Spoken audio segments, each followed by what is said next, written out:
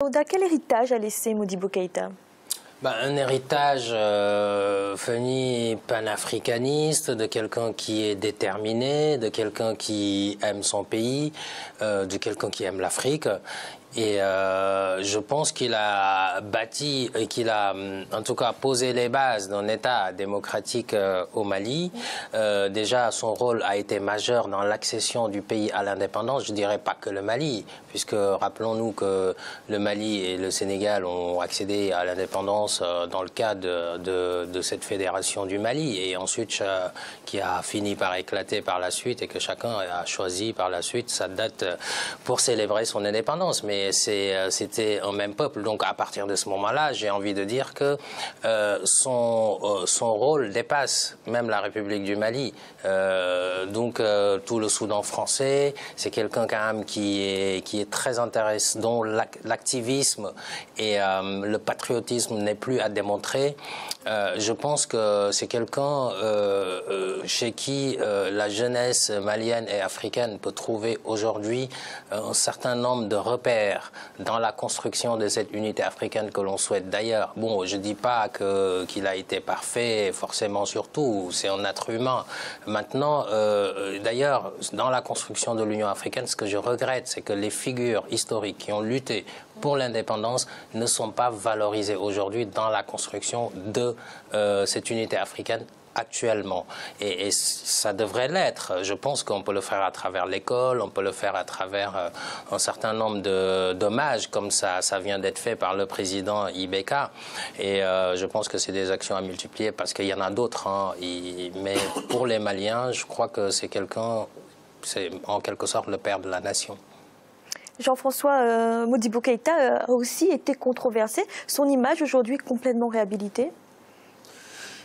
Je pense qu'au-delà de Modibo Keïta, la première chose que j'ai envie de dire, c'est que nous, en tant qu'Africains, nous avons un devoir de mémoire, dans notre mémoire, de revisiter ces temps-là, c'est-à-dire ces chefs d'État, le temps où ils étaient au pouvoir, et comme Daouda l'a rappelé tout à l'heure, le temps de la gouvernance de Modibo Keïta n'était pas un long fleuve tranquille. Hein. D'ailleurs, le coup d'État est intervenu à un moment où Modibo Keïta était particulièrement impopulaire. On a relevé vers la fin de son règne essentiellement deux types de problèmes, des problèmes d'ordre économique, des réformes économiques qui n'avaient pas marché, et notamment sur le plan monétaire des questions, le revirement monétaire du franc malien vers la zone CFA, etc.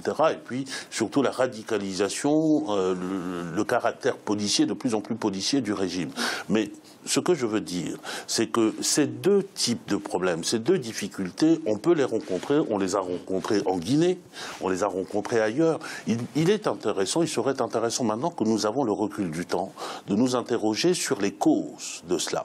Ce n'est pas un hasard si Modibo Keïta est passé du franc malien au franc CFA.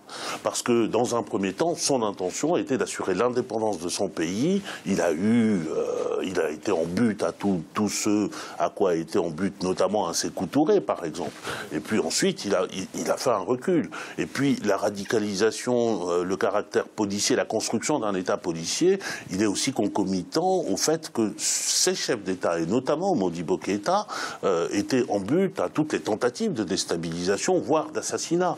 Et que la société était... Donc, il est intéressant, y compris sur ces enjeux-là, maintenant que nous avons un peu le recul du temps, de regarder en tout. Et je terminerai juste par là. Pour moi, l'essentiel est ce que a rappelé tout à l'heure Daouda, c'est-à-dire la construction d'une conscience africaine dans ce pays, pas seulement dans ce pays, et qui dépasse ce pays, des intentions d'une politique sociale, juste deux chiffres, une quinzaine de cadres au Mali au moment de l'indépendance, et la construction au bout de 5-6 ans de 7 hôpitaux, de plusieurs centaines de dispensaires, d'infrastructures d'éducation, etc. Ce sont des choses, rien que ces chiffres-là, ce sont des choses qu'on aimerait pouvoir dire de nos chefs d'État d'aujourd'hui. Hein. Et ceci suffit, me semble-t-il, à faire en sorte que je souhaite. Il est souhaitable que la mémoire de personnalités comme Modibo Keïta puisse se perpétuer et puisse servir d'exemple à charge pour nous de travailler historiquement les périodes pendant lesquelles ils ont gouverné. Oui, Daouda. Oui, j'ai envie de dire aussi que, bon, comme l'a rappelé Jean-François, effectivement, et puis surtout, c'est quelqu'un qui avait l'amour de la patrie, l'amour de son pays.